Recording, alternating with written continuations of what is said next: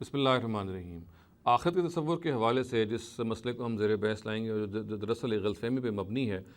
وہ یہ ہے کہ یہ عام طور سے ایک سویپنگ سٹیٹمنٹ دی جاتی ہے کہ تمام غیر مسلم جو ہیں وہ آخرت میں جہنم میں جائیں گے اور ان کا کوئی امکان نہیں ہے اس کا کہ وہ جنت میں جائیں۔ تو دیکھیے یہ وہ سٹیٹمنٹ ہے جو قرآن مجید کے بعض مقامات سے بالکل واضح طور پہ بیان ہوئی ہے۔ مثال کے طور پہ سورہ بینہ میں یہ کہا گیا کہ ان الذین کفروا من اہل الکتاب والمشرکین فی نار جہنم خالدین فیہا، کہ وہ لوگ جنہوں نے کفر کیا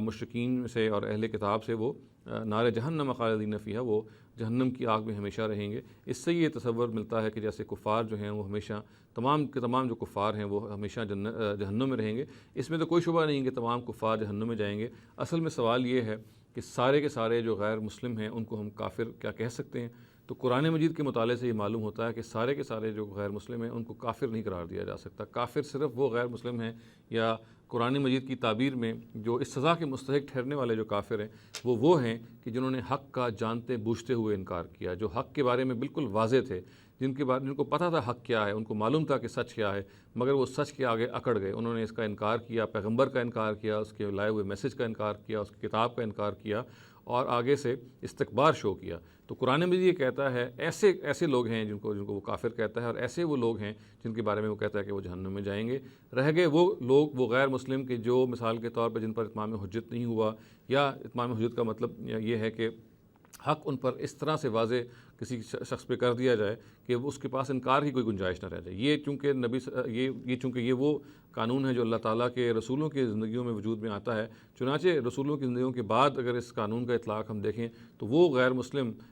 جن پر مثال کے طور پہ انہوں نے حق کی تلاش کی اور نبی صلی اللہ علیہ وسلم کے حوالے سے یا دوسرے حقائق کے حوالے سے انہوں نے سچی کوشش بھی کی سچ کو جاننے کی، اور اس کے باوجود کسی مغالطے کا شکار رہ گئے، تو پھر ایسے لوگوں کے بارے میں یہ ہرگز نہیں کہا جا سکتا کہ وہ بھی لازماً جہنم میں جائیں گے۔ لازماً جہنم میں جانے والوں کے بارے میں جو قرآن مجید میں آیا ہے، یہ انہی کفار کے بارے میں آیا ہے، انہی غیر مسلموں کے بارے میں آیا ہے جنہوں نے حق کو پہچاننے کے بعد اس کا انکار کیا۔ رہ گئے وہ نان مسلم یا وہ غیر مسلم کے جو حق کے بارے میں وضو میں نہیں ہے، حق کو دریافت کرنے کی تگ و دو میں تو ہیں، لیکن اس کے باوجود حق کے بارے میں وہ اس تک نہیں پہنچ سکے۔ تو ایسے غیر مسلموں کے بارے میں ہرگز یہ وعید جو ہے وہ درست نہیں ہے۔ چنانچہ یہ سویپنگ سٹیٹمنٹ کہ تمام غیر مسلم جو ہیں وہ جہنم میں جائیں گے، یہ ہرگز درست نہیں ہے۔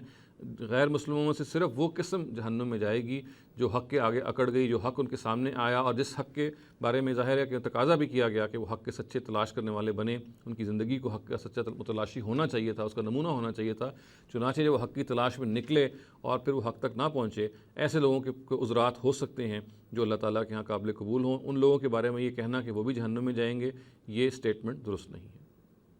اقول قولی ھذا واستغفر اللہ لی ولکم ولسائر المسلمین والمسلمات۔